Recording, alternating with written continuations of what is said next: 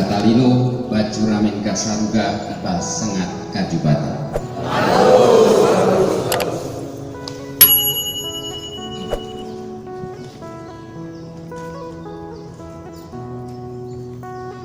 Saudara-saudari sekalian, kalau saya berdiri di sini, ini bukan karena apa, tetapi karena saya terpanggil untuk ikut secara rohani bergaul dengan teman-teman dari Tari Borneo. Sejarahnya masih singkat, yang jelas baru beberapa bulan ini beberapa sudah mengikuti meditasi dengan saya, dan itu adalah bukan saya pandai meditasi, tidak, tapi sama-sama mendalami meditasi itu sebagai orang Kristiani. Jadi setiap Jumat malam kalau saya ada di tempat, pasti saya mengadakan itu jam 6:30 sore, dan waktunya hanya 30 menit, full meditasi tenang, tidak ada khotbah, tidak ada renungan. Yang penting kita latihan meditasi secara benar, itu saja. Tujuan utamanya pertama-tama ialah supaya kita berani masuk dalam keheningan. Orang yang berani masuk dalam keheningan adalah itu merupakan awal dari kebijaksanaan hidup. Orang yang berani masuk dalam keheningan, dia mengalami apa yang baik dalam keheningan itu, maka dia akan membentuk dirinya. Ini hal yang sederhana tetapi tidak mudah.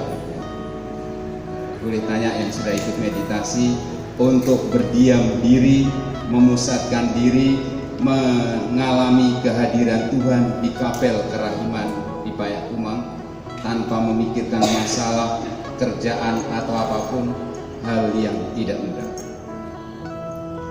Dan itu proses itu bukan proses yang sekali, 2 sampai 10 kali kita bisa. Sekali lagi saya ulangi, orang yang berani masuk dalam keheningan batinnya, itu awal dia membentuk kebijaksanaan dalam hidup. Itu yang pertama. Lalu yang kedua, kalau Tari Borneo ini masuk dalam adat budaya, itu artinya kita masuk dalam pengalaman hidup leluhur yang membentuk budaya adat Dayak ini. Dan kita tahu adat budaya ini yang dihayati sebagai orang Dayak itu bukan adat budaya yang 10-20 tahun terbentuk, tapi ini budaya dan adat yang terbentuk memakan waktu, memakan berbagai macam pengalaman yang tidak mudah untuk kita dalami. Maka kalau kita bisa masuk dalam keheningan, pengalaman-pengalaman itu akan pelan-pelan kita masuki juga. Hal yang ketiga,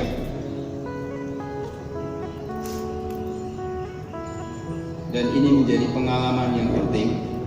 Beberapa teman yang ikut meditasi mulai bercerita apa yang dialami dan segala macam. Pasti kita akan masuk dalam peristiwa-peristiwa di mana kita harus bisa membedakan apakah kita masuk dalam dunia rohani yang benar atau tidak. Apakah kita mengalami pengalaman roh yang benar, yang baik atau tidak. Pengalaman pembedaan roh itu sekali lagi bukan pengalaman yang mudah. Pengalaman membedakan roh yang membawa kita kepada kekuatan, membawa kita pada pengalaman akan Allah, itu perjalanan panjang. Pasti kita akan masuk dalam pengalaman-pengalaman yang selalu akan diganggu, digoda, dan seolah-olah bisa-bisa kita tertipu dengan pengalaman itu. Seolah-olah itulah Allah yang menyentuh kita. Nanti dulu. Nah,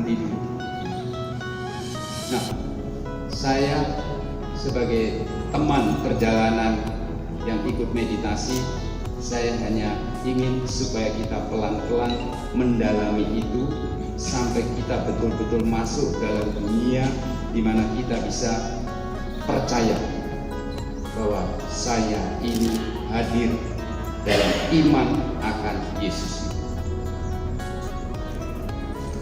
Lebih dari itu saya belum bisa mengatakan, karena pengalaman yang lebih tinggi dari itu tentu harus dengan rendah hati saya katakan saya belum sampai.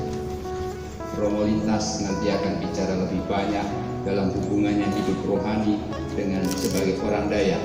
Saya hanya ingin mengantar, kalau Anda ingin mendalami keheningan, ayo kita sama-sama. Pengalaman apa yang kita alami? Pengalaman berjalan bersama dalam keheningan.